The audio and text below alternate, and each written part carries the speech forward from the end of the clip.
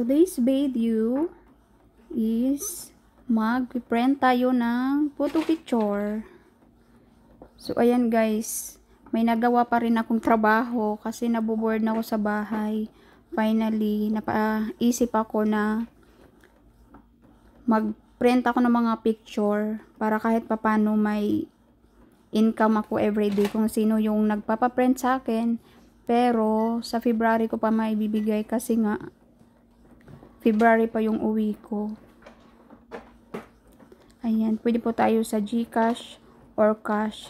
Sa kapatid ko na lang po ibigay. Thank you so much sa lahat ng mga nagpapaprint sa akin. Thank you so much po.